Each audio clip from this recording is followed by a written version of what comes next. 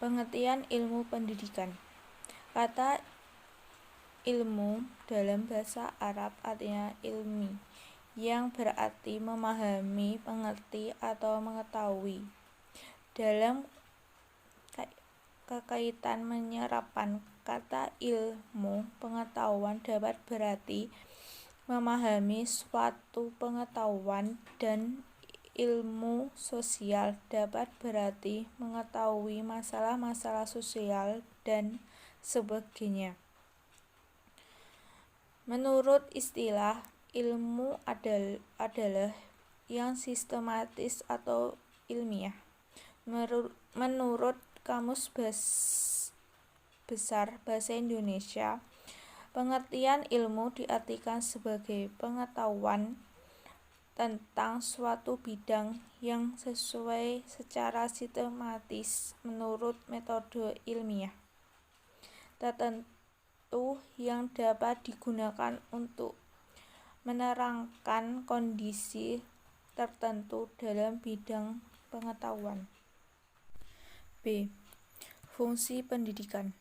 Fungsi pendidikan mempunyai fungsi sebagai perantara dalam membentuk masyarakat yang mempunyai landasan individual, sosial, dan pada skala mikro pendidikan bagi individu dan kelompok kecil, berlangsung dalam skala terbatas seperti antara keluarga, antara suami dan istri, antara orang tua dan anak kecil, serta anak lainnya. Pendidikan dalam skala mikro diperlukan agar manusia sebagai individu berkembang semua potensinya dalam arti perangkat pembawanya yang baik dengan lengkap. C. Ruang lingkup ilmu pendidikan. Ilmu pendidikan dibentuk oleh sejumlah cabang ilmu yang terkait satu dengan yang lain membentuk suatu kesatuan. Masing-masing cabang ilmu pendidikan itu dibentuk oleh sejumlah teori. Cabang-cabang ilmu pendidikan yang dimaksud adalah 1. Pendidikan teoritis. B. 2. Sejarah pendidikan dan perbandingan pendidikan. 3. Pengembangan kurikulum. 4. Didaktik, metodik atau proses belajar mengajar. 5. Media dan alat belajar, dan lain sebagainya. Cabang-cabang ilmu pendidikan ini suatu ketika sangat mungkin akan berkembang dengan menjadi ilmu tersendiri. Bila kita perhatikan, cabang-cabang ilmu pendidikan tersebut tampak dengan jelas merupakan suatu yang sistematis. Dalam tersebut ada kriteria guru. Kriteria guru yang baik menurut Imam Ghazali yaitu 1. Guru sebagai pembimbing dan pengajaran. 3. Guru sebagai pengkaji sejarah, khususnya sejarah pendidikan. Dan 3. Guru sebagai pembimbing kehidupan agama murid. D. Konsep dasar pendidikan.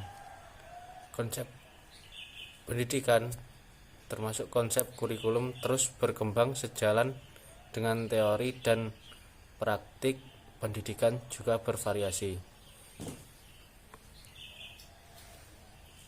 Sesuai dengan aliran atau teori pendidikan yang dianutnya, kurikulum dalam pengertian lama merupakan kumpulan mata pelajaran yang harus disampaikan oleh guru dan dipelajari oleh siswa. Kurikulum sebagai pokok atau isi dari pelajaran kebanyakan dari orang atau guru-guru yang mengartikan. Kurikulum dalam perspektif yaitu 1. Filosof, 2. Sosiologi, 3. Psikologi.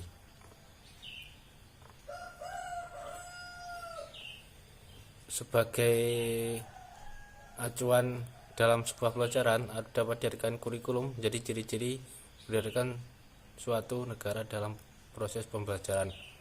Nah, di dalam tersebut ada komponen-komponen utama pendidikan. Pendidikan merupakan interaksi komponen-komponen yang esensial dan dalam upaya mencapainya tujuan pendidikan. Pendidikan merupakan sebuah sistem yang terdiri dari sejumlah komponen, yaitu instrumental, environmental, input, raw input, input proses, output environmental, dan automates. Komponen-komponen tersebut diidentifikasi pada sistem pendidikan yang berupa input, proses, environmental, dan output.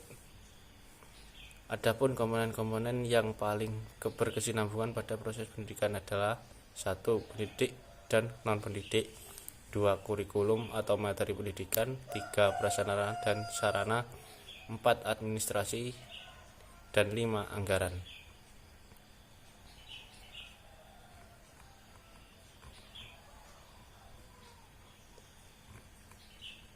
Nah, dari poin-poin di atas kita dapat mengambil kesimpulan. Kesimpulannya yaitu konsep dasar pendidikan ada 5 yakni pendidik, sumber belajar, dan lingkungan.